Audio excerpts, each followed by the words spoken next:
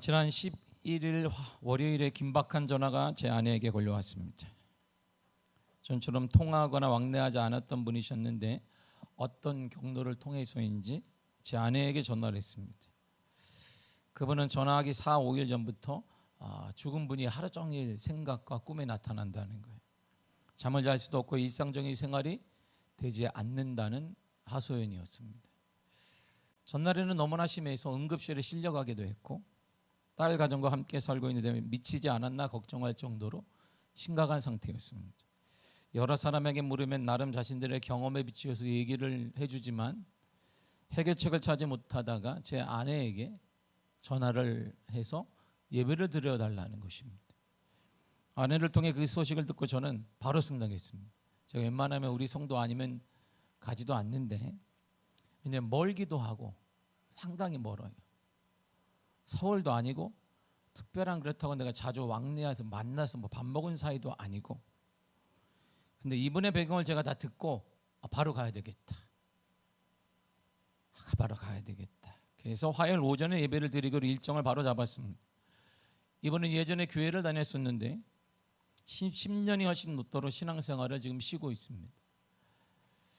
결혼한 딸 또한 청년 때까지 신앙생활을 했지만 결혼한 이후에 직장생활을 하면서 지금까지 신앙생활을 하지 않고 있습니다.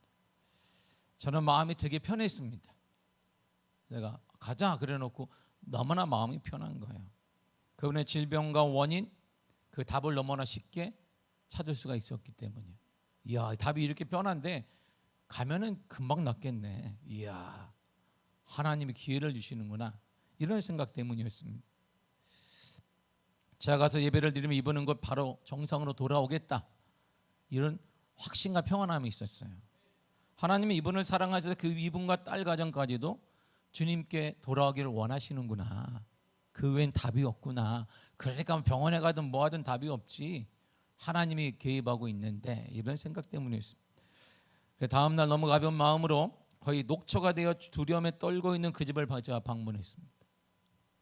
잠시 대화를 나누며 예배를 드렸습니다. 예배 중에 말씀을 전하면서 지금의 현상과 그분을 향한, 당신을 향한 주님의 마음을 천천히 알려드렸습니다. 그리고 안수기도를 했습니다. 강력하게 뜨겁게 했습니다. 그리고 모든 예배를 마친 후에 바로 찾다 보니까 인근에 제가 너무나 잘 알고 친근한 목사님이 사역하는 교회가 있는 거예요. 거기 등록하라. 그리고 인도자에 누구라고 쓰냐면 탁규노 목사라고 써라. 그러면 어머? 잘해줄 거다. 제가 그랬어요. 인도자 다른 분 쓰면 그냥 많은 사람 중에 한 사람이지만 그 교회가 상당히 크기 때문에 탁규노 목사라고 쓰면 담임 목사님 어머 물어볼 거다. 그때 물어봤으면 정착을 잘 도와줄 거고 나한테 전화 올 거다 그랬어요. 그리고 바로 돌아왔습니다. 그 전화가 오잖아요. 잘 주무시고 계시고 이번 주일에 교회에 등록하기로 했고 신앙생활에 매진하기로 했습니다. 우리 주님의 뜻을 알면 어떤 문제의 답이 쉽게 나올 수 있어요. 주님은 그 가정과 그분을 사랑하셔서 맡고 계신 거예요. 병이라는 걸 주신 거예요. 그러니까 뭐 응급실에 실려가든 약을 먹어도 안 나는 거예요. 왜? 주님의 계획이 있기 때문에. 거기에는 주님의 계획에서 돌아오기를 원하는데 거기에 뭐 유명한 의사를 만나고 응급실에 가고 해봐야 소용이 없는 거야. 그래서 그분 따님 말하기를 미친 거 아니에요 엄마? 의지가 약해서 그래. 의지하고도 상관없어요. 그건 하나님의 계획과 신바가 있기 때문입니다. 주님의 생각을 알면 어떤 질병에서도 평안할 수 있습니다. 반대로 우리의 문제는 현실 앞에 닥친 문제 앞에, 우리의 질병 앞에, 그리고 아프고 병듦으로 인해 하나님의 뜻을 묻기는커녕 제 멋대로 해석하는 거야. 우리의 감정대로 해석하는 것입니다. 그리고 내가 해석하고 내가 판단하고 내가 모든 걸 그랬구나라고 생각하고 그 다음에 누굴 들으니까 그랬네, 결론을 그렇게 내린다는 것입니다. 문제를 통해, 아픔과 상처와 병듦을 통해 우리는 상당히 작아져요. 문제가 생기면 인간은 작아집니다. 이렇게 건강했다가 당신 이 병입니다 그러면 큰 병일수록 사람 작아져요. 초라해집니다. 근데 거기에 반드시 하나님의 뜻이 있습니다. 이것을 한번 보세요. 성경은 예수님의 족보를 얘기할 때 이렇게 말합니다. 이사야 11장 1절입니다. 시작. 이새 줄기에서 한 싹이 나며 그 뿌리에서 한 가지가 나서 결실할 것이요. 아멘. 바로 이새의 족보 이야기인데 이새의 뿌리에 줄기에서 한 가지 바로 예수 그리스도 메시아를 말합니다. 그분이 메시아 예수 그리스도가 나온다는 것입니다. 그런데 왜 이새를 썼을까요? 이런 말이에요. 아니 그래도 우리가 뭘 대표할 때는 지금 믿을 수 있는 사람, 업적이 남겨진 사람, 이해가 빠른 사람을 써야 되는데 이새의 줄기라고 썼던 거예요. 이새보다 더 뛰어나고 알려진 인물들이 많습니다. 그래야 사람들이 이해가 빨라요. 아, 그의 족속에서 그분의 줄기에서 메시아가 나겠구나 하는데 왜 성경은 예수님의 족보를 논하면서 이새의 줄기라고 했을까요? 만약 이새의 아들이자 이스라엘의 위대한 왕 논할 때 항상 1순위에 올라있는 다윗의 줄기라고 하면 사람들이 아 그렇지 쉽게 이해가 돼요. 오늘날도 쉽게 이해가 됩니다. 다윗의 줄기에서 다윗의 그 족보에서 예수님이 나왔다 그러면 그런데 이새의 족보에서 그러면 또 설명을 해야 돼. 이새에 대해 설명을 할 정도로 복잡합니다.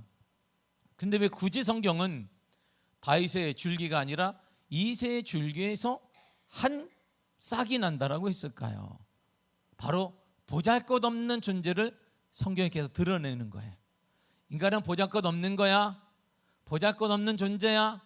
메시아도 그런 데서 나왔어. 이런 말이에요. 자, 이새는요 롯의 아들이 오벳이에요. 오벳의 아들이 이새입니다. 그러니까 모압 여자의 손자가 이새예요. 이방 여인의 손자란 말이에요. 그러므로 이스라엘 백성들이 볼 때 이새는 편견의 대상이에요. 피 섞인 사람 아니야. 단일 민족, 이스라엘의 혈연 민족, 혈연 공동체에서 이새는 편견의 대상이고 중요치 않은 거예요. 왜? 그 사람 이방 여인의 손자래. 이렇게 사람들이 편견을 갖고 있기 때문입니다. 좀처럼 미천한 존재 이스라엘 백성들이 혈혈 중심으로 뭉쳐진 이스라엘 문화에서 볼 때 좀처럼 드러내기 불편한 사람이 이새예요. 다윗 때문도 돼야 아하 그렇구나. 이야. 왜? 다윗은 믿음의 사람끼리 오늘날 말로 믿음의 사람끼리 결혼했지만 이새까지는 안 그랬단 말이에요. 근데 굳이 성경은 예수님의 족보를 논할 때 위대한 인물을 제쳐두고 다윗도 제쳐두고 이새 줄기라고 표현했습니다. 이 문제 때문에 나다나엘이 빌립이 와서 와 보라 메시아가 나왔다. 나사렛 메시아가 나왔다 하니까 나다나엘 그 말 듣더니 메시아라면 구원자라면 위대한 사람이라면 나사렛은 날 수 없는 거야. 야 나사렛에 어떻게 메시아가 나오겠니? 이렇게 나다나엘을 거부해버린 것입니다. 바로 이 나사렛에서 우리가 말하는 나사렛 예수 이번에 뭐냐 보잘것없는 예수 이런 뜻이에요. 오늘날이 그 뜻입니다. 나사렛 예수는 보잘것없는 미비한 예수라는 뜻이에요. 그러니까 나다나엘은 마음이 열리지 않은 것이에요. 보잘것없기 때문이에요. 그런데 작고 보잘것없는 존재가 강하고 의미 있는 존재가 되는 방법이 성경에 나오는 이게 바로 성경이에요.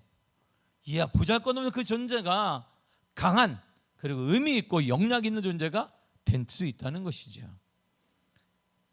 이사야 11장 2절에 이렇게 말합니다. 시작. 그의 위에 여호와의 영 곧 지혜와 총명의 영이요 모략과 재능의 영이요 지식과 여호와를 경외하는 영이 강림하시리니 아멘. 보세요. 반복하는 말이 뭐래요? 영이 강림한다. 그 미비한 이세족의 싹이 나는데 거기 미비하지 미천하지 별거 아니지. 그런데 거기에 성령이 임하시면 성령이 강림하시면 약함은 돼서 약함이 아니다 이런 말이죠. 더 이상 보잘것없는 인생이 되지 않는다 이런 말입니다.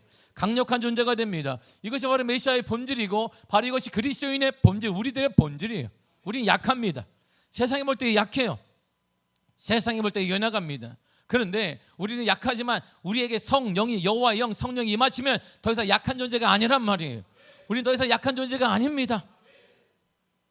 성령이 임하시면 완전히 다른 존재가 됩니다. 강해집니다. 의미 있는 존재가 됩니다. 영향 있는 존재가 됩니다. 소중한 존재가 된다 이런 말이죠.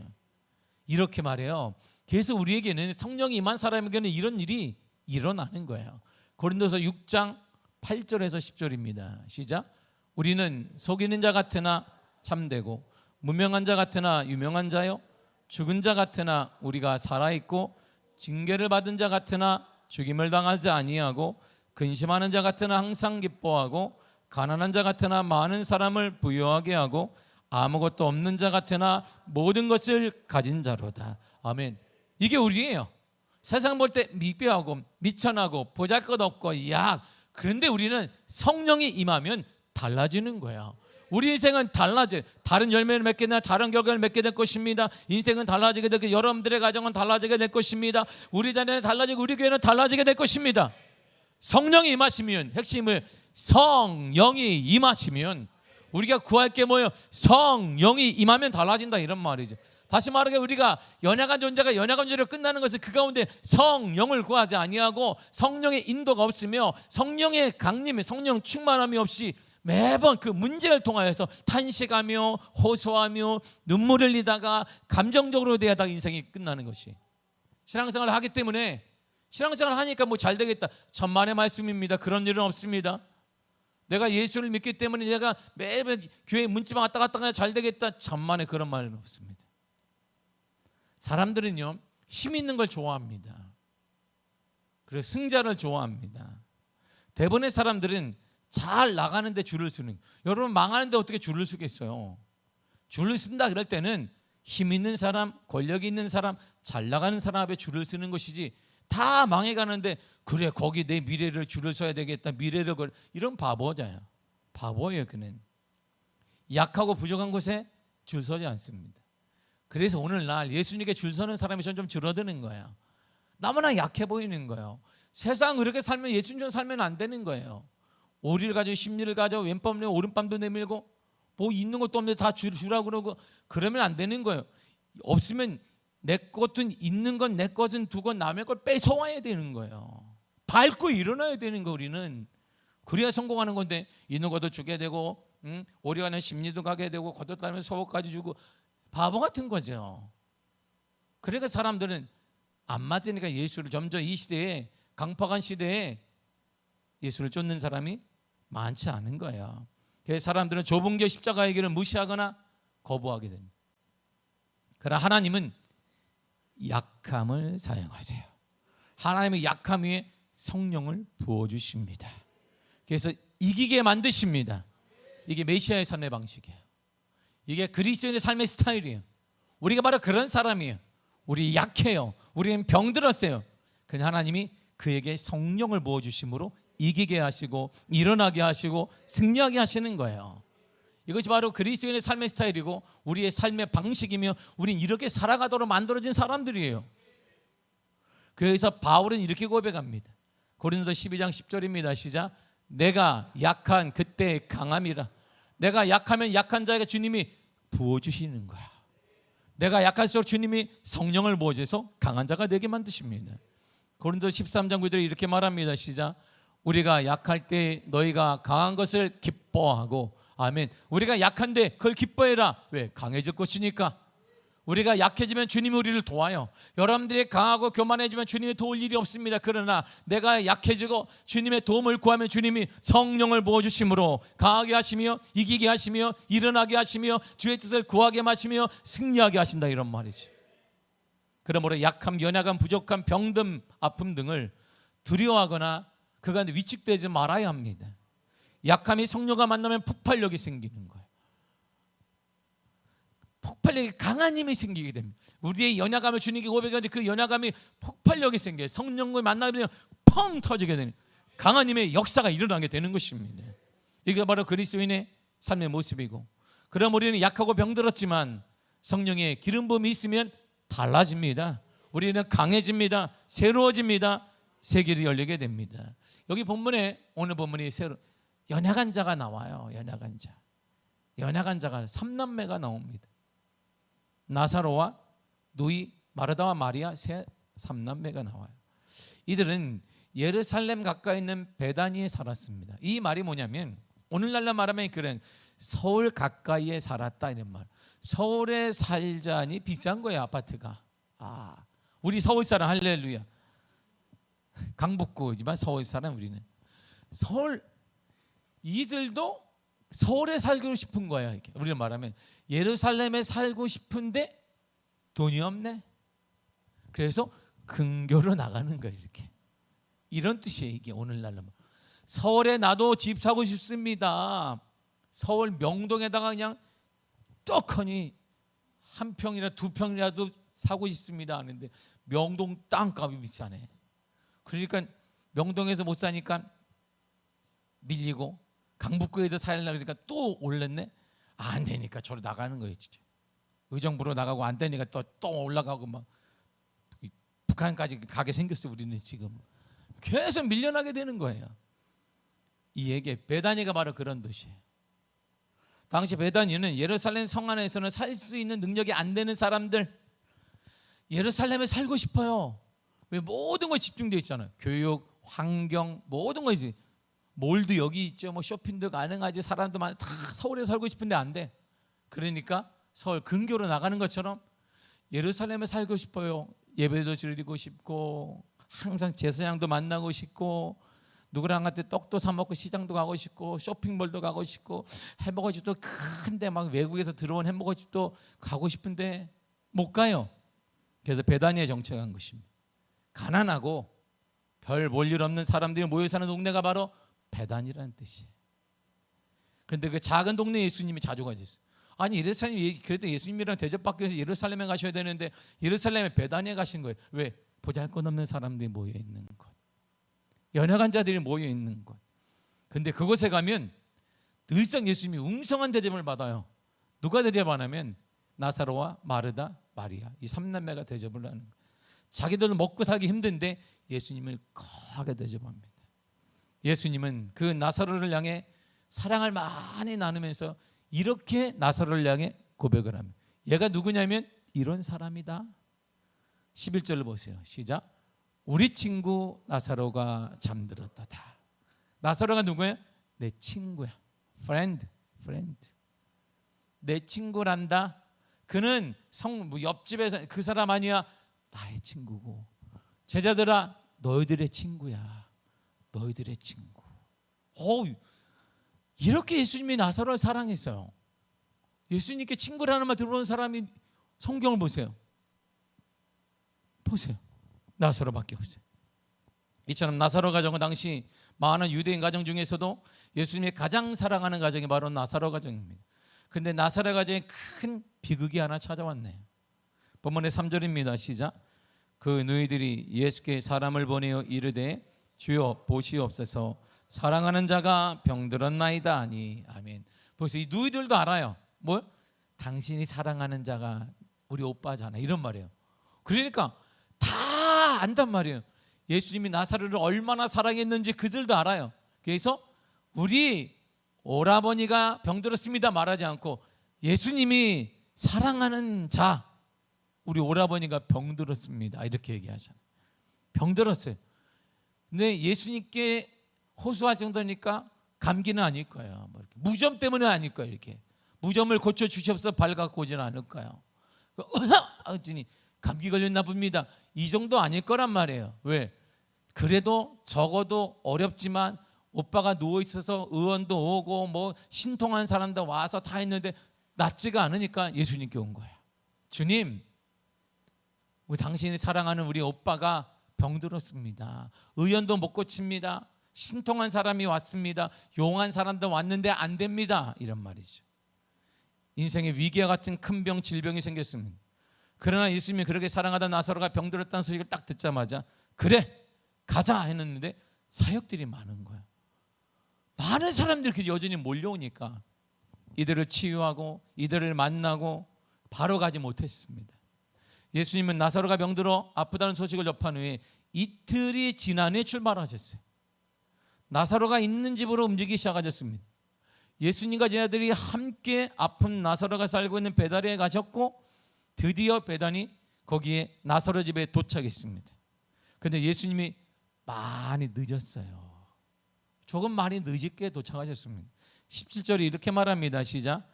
예수께서 와서 보시니 나사로가 무덤에 있은 지 이미 사흘이라. 아멘. 사흘 전에 나사로가 죽었어요. 죽고 바로 갔어요. 아픕니다 했을 때 바로 가야 되는데 가려고 하니까 사람들이 막 벌떼처럼 모여요. 주님 도와주세요. 기도해서 하니까 사람들 상담하고 도와주고 하다 보니까 시간이 계속 딜레이해서 겨우 이틀 만에 시간에서 가셨는데 사흘이 지났습니다. 그래 많은 사람이 조문하러 왔습니다. 당시 유대인들은 사람이 죽으면 사람을 사요. 전문 통곡인을 삽니다. 돈을 주고 통곡인을 사면 통곡인이 하는 일이 뭐냐면 아이고 그거 하는 거야 이렇게. 우리나라도 뭐 이게 있잖아. 뭐 아이 갑자기 밥 먹다고 손님이 오면 아이고 막 이랬다고. 시골에 가면 딱 가서 밥을 먹고 있다가 손님이 오면 아이고 막 이렇게 하는 것처럼. 근데 이 사람들은 밥 먹고 그것만 하는 거예요. 분위기 연출하는 것이. 아이고 그거 해주는 사람이 전문으로 직업이에요. 직업. 그 사람들 벌써 와 있고 그 사람들 조문하러 왔어요. 죽은 사람을 애곡하는 전통이 있었기 때문에 분위기가 썰렁했습니다. 늦게 오신 예수님을 보자마자 마르다가 울면서 예수님께 이렇게 얘기를 하는 거예요. 예수님의 가슴을 콕 찍으면서 얘기합니다. 21절을 보세요. 시작. 마르다가 예수께 여짜오되 주께서 여기 계셨더라면 내 오라버니가 죽지 아니하였겠나이다. 아멘. 이게 무슨 뜻이지? 왜 이제 오셨어요? 이런 말이에요. 왜 이제 오셨어요? 그때 아프다고 했을 때 오셨으면 우리 오라버니가 이렇게 되지 않았을 텐데, 다른 결론이 났을 텐데 샀는지 모르지만 왜 지금 오셨어요? 당신은 얼마나 우리 오라버니를 기다렸는데요. 예수님 오기를 얼마나 기다렸는데 아마 나사로도 죽어가면서 할 거예요. 주님이 오실 거야. 예수님이 날 오실 거야. 내가 예수님 얼마나 사랑하는데 그분도 나를 사랑하니까 오실 거야. 그러다 죽었어요. 그걸 보고 있던 누이가 너무나 아팠던 거예요. 조금만 일찍 오셨어도 내 오빠 인생이 달라졌을 텐데 왜 이제 오셨어요? 이렇게 물어요. 그런데 예수님은 나사로의 병든 걸 딱 듣자마자 예전에 첫 마디가 달랐어요. 병들었습니다 딱 듣자마자 주님이 처음에 한 말이 있습니다. 이렇게 주님이 말씀하셨어요. 4절을 보세요. 시작. 예수께서 들으시고 이르시되 이 병은 죽을 병이 아니라 하나님의 영광을 위함이요 하나님의 아들이 이로 말미암아 영광을 받게 하려 함이라 하시더라. 아멘. 죽을 병 아니다. 이 병은 두 가지 뜻이 있어. 하나님의 영광이 있고 이 병을 통해 구원자 메시아가 드러나게 될 거야. 메시아도 영광을 받을 거야. 이렇게 주님이 분명 말씀하셨으니까 죽을 병 아니다 그랬단 말이에요. 예수님이. 그래서 이걸 그대로 사람들이 전했을 거 아니에요. 가서 그러니까 아파하고 있는 나사로에게 죽을 병 아니랍니다. 죽을 병 아니래. 죽을 병 아니래. 이거는 두 가지 뜻이 있대. 하나님의 영광과 메시아가 영광을 받으시 드러나도록 하는 어떤 방법은 모르지만 죽을 병은 아니랍니다. 전했을 거야.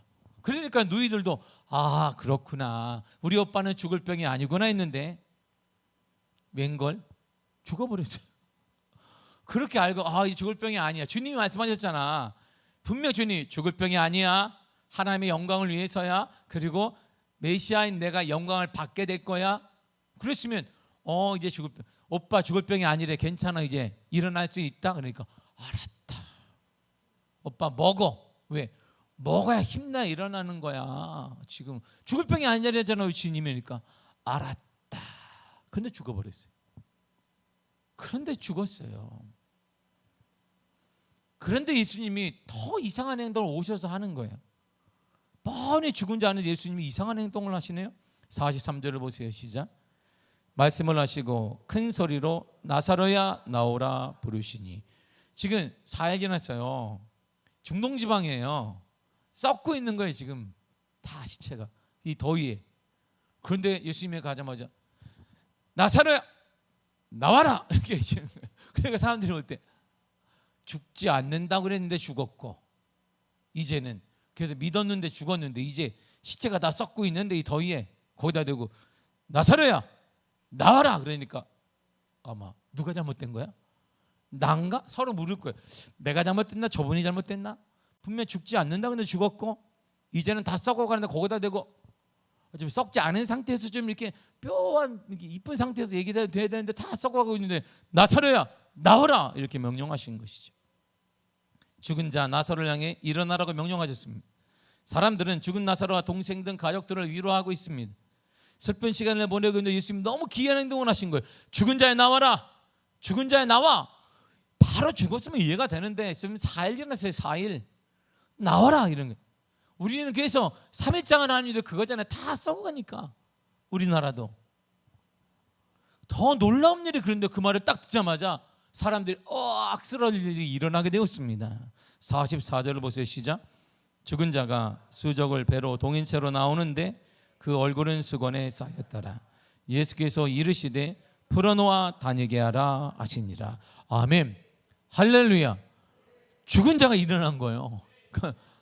사람들이 내가 죽게 생겼다. 기절하는 거예요. 이게 놀라운 일 아니겠어요? 아니 설명이 안 되는 거예요. 죽은 자가 살아나. 죽은 자가 주님 죽은 자 나사로에 나오라 그랬더니 죽은 자가 분대를 탁 메고 이렇게 뚝 일었으니까 미라가 일어났네. 그래 주님이 분대를 풀어라. 풀었더니 살아나게 된 것입니다. 바로 이때가 되어서 제자들은 예수님이 말씀하신 그 내용이 깨달았어요. 하나님의 영광과 그리스도가 메시아임을 드러내서 영광을 받으신다는 게 이것이었구나. 45절을 보세요. 시작. 마리아에게 와서 예수께서 하신 일을 본 많은 유대인이 그를 믿었으나. 보세요. 하나님의 영광을 위해, 하나님의 영광의 가장 큰 영광은 영혼을 살리는 거거든요. 하나님의 영광이 드러나는 거. 많은 사람들이 믿게 되어 있어요. 안 믿던 사람들이 그 현상을 딱 보고 예수님이 그리스도이시구나, 하나님의 살아계시구나, 그분이 구원자구나 알게 되었고, 그리고 예수님 자체가 메시아임을 알게 된 거예요. 그래서 주님이 영광을 받으시는 것이구나, 이때 깨닫게 되었습니다. 오늘 기록된 죽었던 나사로의 부활 사건은 예수님의 공생의 기간 중 마지막 부분에 해당합니다. 죽었던 나사로의 부활 사건은 당시 유월절을 비롯한 큰 절기를 앞두고 예루살렘에 많은 사람들이 모였습니다. 예수님이 행하신 놀라운 기적을 본 많은 유대인들은 예수님을 메시아로 인식한 거예요. 메시아가 저기 있었네, 메시아가 오셨구나. 이야, 그러니까 예수님이 영광을 받으시게 된 것입니다. 나사로의 병듦과 죽음을 통하여서 살아남은 그런 살아남을 통하여서 예수님께서 메시아임을 인정받게 하셨고 많은 사람이 죽게 돌아가는 믿음의 역사가 일어나게 되었던 것입니다. 반면에 이 소문을 들은 대제사장과 바리새인들은 공회를 열었습니다. 그래 이날로부터 예수님을 죽이려고 이들이 작전을 짜기 시작했어요. 즉 예수님이 죽어야만, 보세요, 이들은 작전을 짜서 있으면 죽이려고 하는데 놀라운 건 예수님이 죽어야만 우리가 살아요. 하나님의 모든 계획이 이루어지는 것이에요.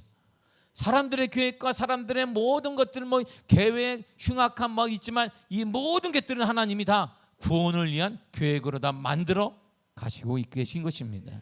이 모든 것의 출발이 나사로의 병듦으로부터 시작된 것입니다. 그렇다면 우리의 병듦, 우리의 아픔, 우리의 상처, 모든 것이 하나님의 영광을 위한 것일까요? 이런 질문이 생기는. 그럼 나도 아픈데 하나님의 영광을 위한 것인가? 그런가요? 그럼 나도 조금 아픈데, 나도 불치병을 당했거나 아니면 상처도 있고 가정도 불화가 있고 여러 가지 문제가 있으니까 모든 게 하나님의 영광을 위한 것인가? 아닙니다. 그럼 나도 하나님의 치유 역사가 일어나고 하나님의 영광이 드러나게 되는가? 그건 아니에요. 여기 오늘 열쇠가 여기 있는 거야. 어떤 사람에게 이런 역사가 일어날까요? 여기 보면 두 가지가 일어나요. 첫째가 뭐냐면 영접하는 자에게 이러한 기적이 일어납니다. 예수님이 영접하는 자에게 기적이 일어나요.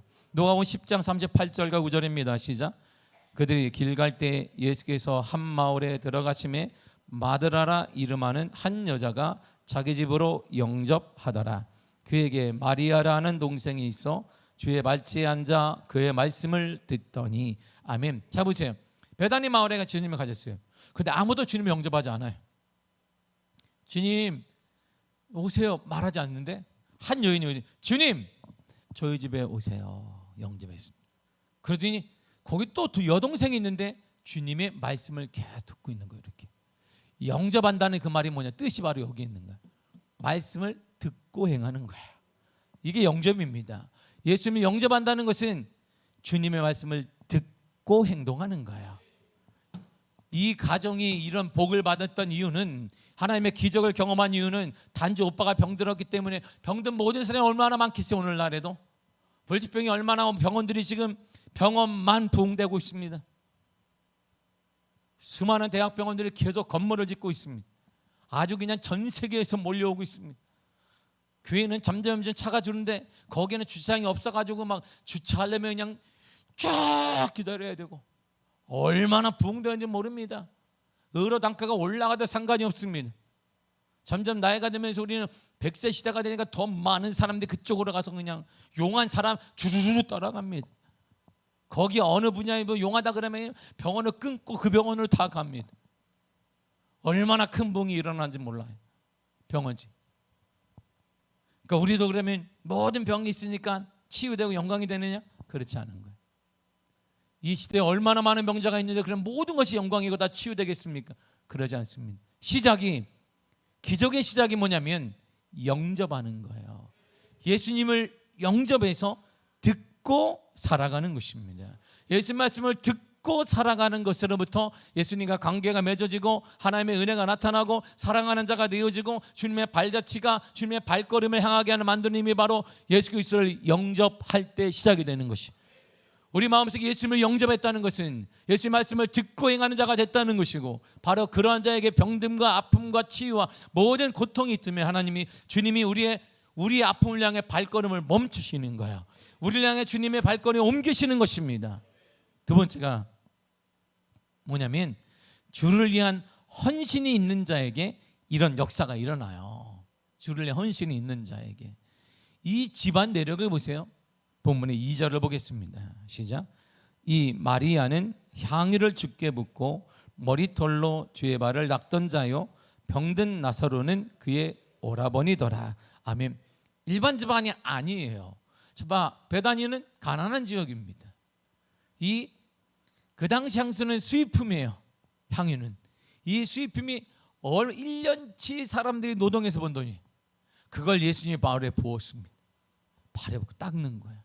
예수님의 장례를 준비하는 참된 헌신. 그리고 예수님 올 때마다 이들은 방을 내드리고 음식을 공개하며 예수님을 섬겨왔습니다. 이러한 주를 위한 헌신이 있는 자에게 하나님의 기적과 그 여러분들의 병듦과 여러분들의 아픔과 고통이 치유되어지며 역사가 나타나며 기적이 일어나게 되는 것입니다. 거저되는 게 아니다, 이런 말입니다. 심은 대로 거두고 행한 대로 받게 되는 것입니다. 주를 위해 우리는 뭐를 했습니까? 여러분의 가정을 위한 거 압니다. 여러분들의 자녀를 위한 거 더 압니다. 해야 합니다. 여러분의 자신을 위해 해야 합니다. 과연 그러나 주를 위한 게 무엇입니까?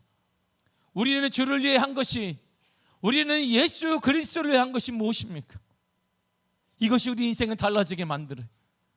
이것이 가장 결정적인 순간에 주님의 발자취를 내 가정으로, 내 삶으로 끌어들이는 힘이 되는 것입니다. 이 헌신이 사람의 생각에 맞지 않아요. 오늘날 주를 위해 헌신하게 되면 사람들이 제정신이냐 말할 것입니다. 2000년 전에도 그랬어요. 2000년 전에도 마리아의 헌신을 딱 보고 사람들은 와, 정말 대단한 큰 믿음이다라고 말하지 않았습니다. 그들도 단번에, 제자도 단번에 이렇게 얘기했어요. 마가복음 14장 3절과 4절입니다. 시작. 예수께서 베다니 나병 환자 시몬의 집에서 식사하실 때에 한 여자가 매우 값진 향유 곧 순전한 나드 한 옥합을 가지고 와서 그 옥합을 깨뜨려 예수의 머리에 부으니 어떤 사람들이 화를 내어 서로 말하되 어찌하여 이 향유를 허비하는가. 아멘. 제자들도 얘기했어요.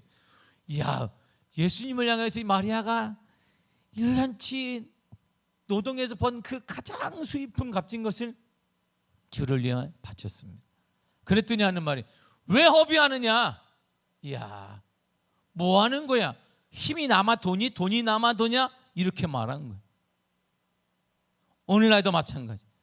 여러분들 주를 헌신하게 되면 세상이 좋은 반응 하지 않습니다. 우리가 주를 헌신하게 되면 그런 믿음의 사람, 믿음의 공동체에서 우리 환영해 주겠다. 아닙니다. 환영하지 않습니다. 믿음의 사람들도 질투하거나 뭐 저렇게까지 해야 되나? 그렇게 말할 거예요. 세상의 누에는 바보 같은 짓입니다. 때로 같은 믿음의 사람의 눈에도 바보 같은 짓일 것입니다. 바로 그 사람. 그러나 주님은 이런 헌신에 대해서 이렇게 평가하십니다. 이런 헌신할 마르야를 향해 주님이 이렇게 결론을 맺으셨어요. 마가복음 14장 9절입니다. 시작.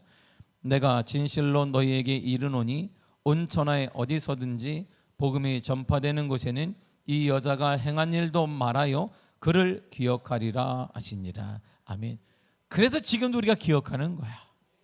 복음이 전해지는 것, 복음은 예수 그리스도를 말하여 예수 그리스도가 전해지는 곳곳마다 이 여자의 행위, 헌신된 행위는 꼭 기억하게 될 것이다. 그래서 주님이 이 가정에 문제가 생기자 주님은 찾아가시고 죽음의 문제 앞에, 병듦의 문제 앞에, 사람들은 이제 끝났다라고 했는 그 문제 앞에 주님이 나사로야 나오라 그랬더니 기적이 일어나게 된 것입니다.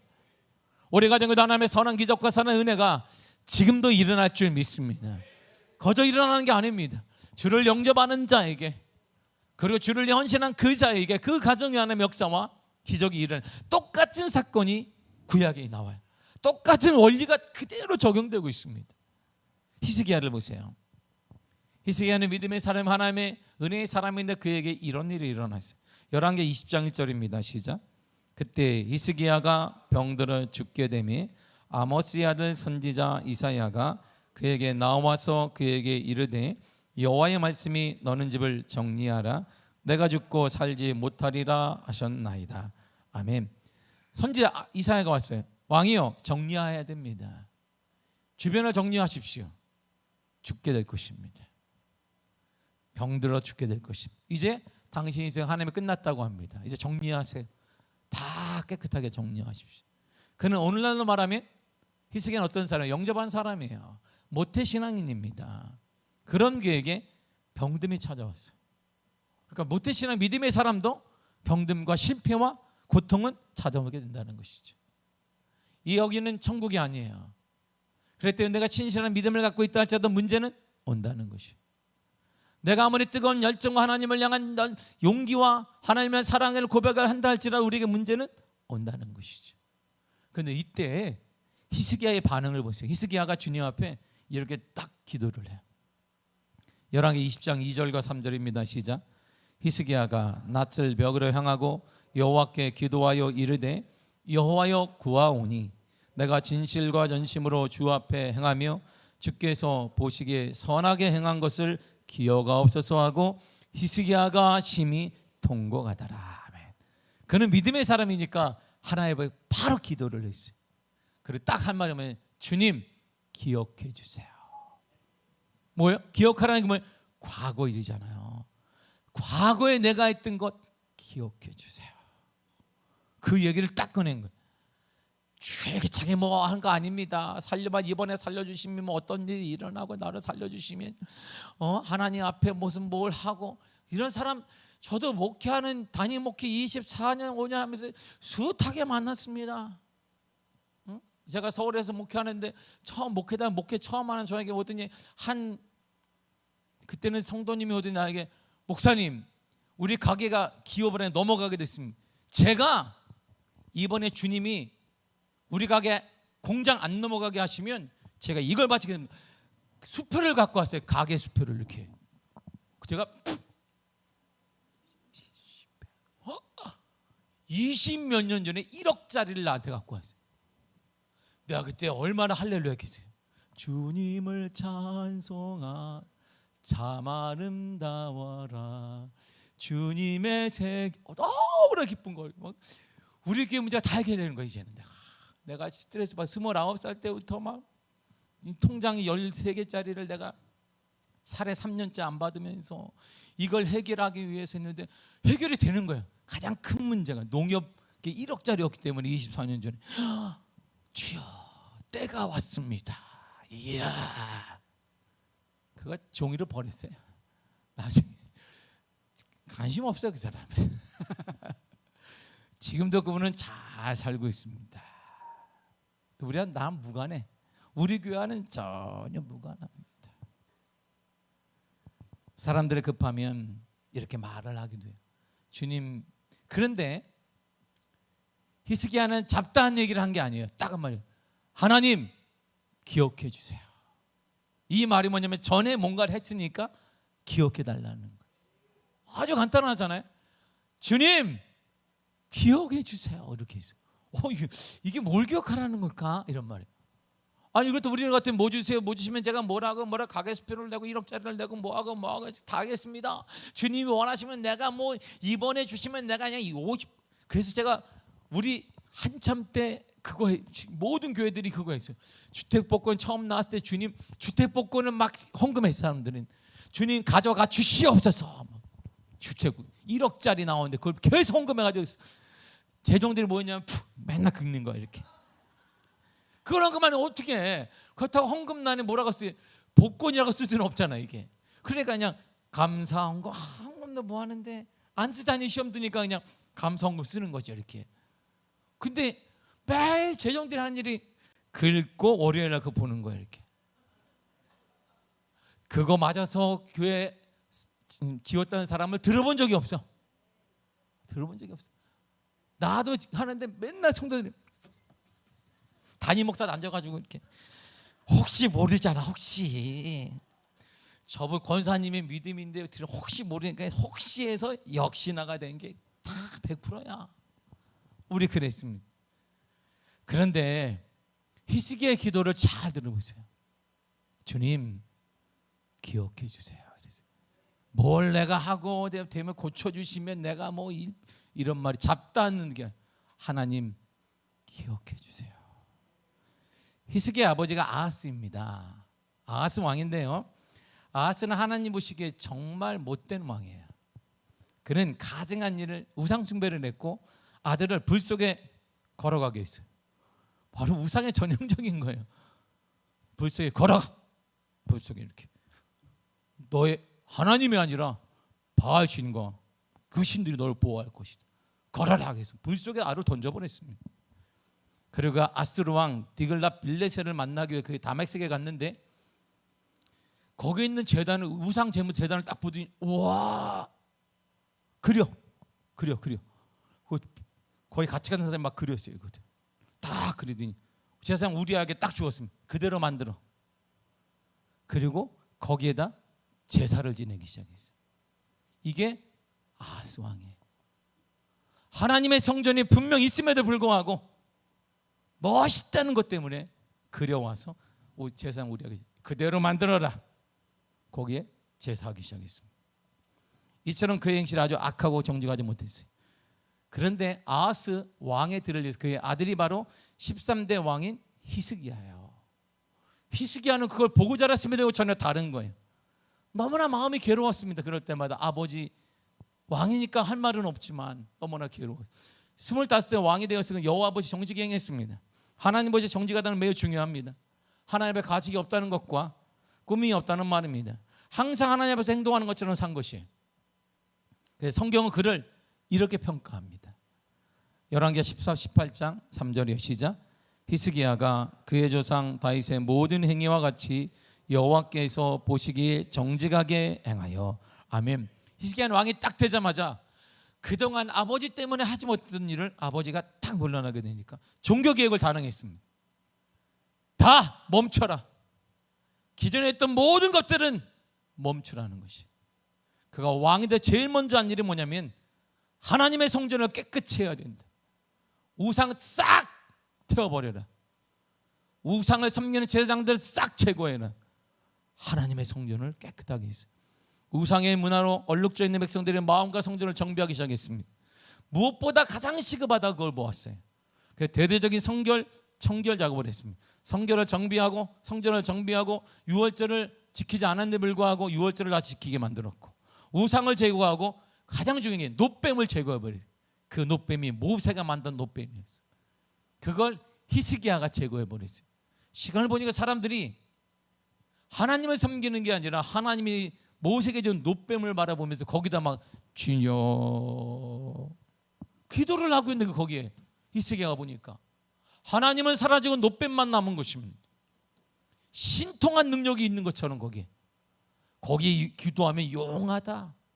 그래서 우리가 설악산에 어디 가면 뭐 코 만지면은 뭐 예전에 아들을 낳는다 이것처럼 코가 없어 하도 만져가지고 사람들이 요즘엔 코가 웅성합니다. 아들을 시작해 딸 낳게 해달라고 어디를 만지는지 모르겠지만 요즘에 아주 그런 생활이 된 거예요. 그러니까 어떡한지 노폐 한번 만져보려고 노폐 만지면 평안이 온다. 이야 승리하겠다 이런 생각을 갖고 있었습니다. 노폐는 역사적인 상징물입니다. 그러나 경배의 대상은 되지 말아야 되는데 이스라엘 백성은 노뱀을 신성시하기 시작했습니다. 그래서 히스기야가 딱 버리면 노뱀을 제거해 버렸어요. 노뱀이 아니라 하나님이 중요한데 제거해 버렸어요. 광야에서 만든 노뱀을 제거하기까지 수백 년이 걸렸어요. 그 일을 히스기야가 단행했습니다. 이제 노뱀은 더 이상 신성한 것이 아니라 누수단이 되었어요. 누수단이 히브리 말로 뭐냐면 노조각이 된 거예요. 노조각이 된 거예요. 그래서 그냥 불에서 싹 녹여버렸어요. 끝나는 것입니다. 그리고 이렇게 백성들에게 히스기야가 명령했습니다. 열왕기하 18장 22절입니다. 시작. 히스기야가 그들의 산당들과 제단을 제거하고 유다와 예루살렘 사람에게 명령하기를 예루살렘 이 제단 앞에서만 예배하라 하지 아니하였느냐. 자, 싹 제거해. 아버지가 했던 모든 것들을 다 제거, 우상을 제거하고 예루살렘에 하나님이 명령하신 곳에서만 예배하라. 그런 히스기야에게 죽음의 병이 이렇게 변화된 거야. 자, 열왕기 20장 6절에 하나님의 응답을 보세요. 시작. 내가 내 날에 15년을 더할 것이며 내가 너와 이 성을 아스루 왕의 손에서 구원하고 내가 나를 위하여 또 내 종 다윗을 위함으로 이 성을 보호하리라. 아멘. 자 보세요. 15년을 더할 뿐만 아니라 너의 적군 가운데 아수르에서를 구원하고 너의 성을 보호해 줄 거야. 한마디 기도했어요. 하나님, 내가 했던 걸 기억해 주세요. 분명 이사야 선지자는 뛰어난 가장 능력의 선지자이기 때문에 하나님의 응답을 받았습니다. 정리하십시오. 당신의 인생은 끝났습니다. 그때 히스기야 하나님 앞에 기도한 게 딱 하나예요. 하나님 기억해 주세요. 하나님 주를 위한 헌신 기억해 주세요. 모든 사람들이 나에게 바보라고 했고 그러면 안 된다고 했지만 나는 주를 위한 그 헌신 하나님 기억해 주세요. 그때 주님이 15년과 아수르의 손에서 너를 구원하고 다윗성을 보호하듯이 너를 보호하리라 그랬어요. 이런 은혜인 거예요. 병듦 때문에 여러분들의 불치병과 같은 여러 가지 많은 문제가 있습니다. 그것이 경제적인 건 아니면 질병이건 여러 가지 많은 문제가 우리에게는 있습니다. 그러나 포기하거나 주눅들지 말아야 됩니다. 더 늦기 전에 우리가 할 일은 두 가지. 영접하는 것입니다. 예수 그리스도를 영접하시기를 바랍니다. 그 말씀을 듣고 살아내십시오. 그리고 그분을 위한 참된 헌신에 동참하십시오. 더 늦기 전에 참된 헌신에 동참할 때 그 주요한 하나님의 우리의 행위를 하나님이 우리의 헌신을 하나님이 보시고 위기 때에 질병 때에 고통 때에 찾아오셔서 치유하시며 베풀어 주시며 새롭게 하시며 길이 열려지게 하시며 무너지게 하시는 놀라운 역사가 임하게 될 것입니다. 바로 이럴 때 여러분들의 고통과 병듦이 영광이 되어지고 메시아임을 구원자임을 우리가 구원받았다고 얘기할 수 있는 간증의 은혜를 하나님이 허락하여 주실 것입니다.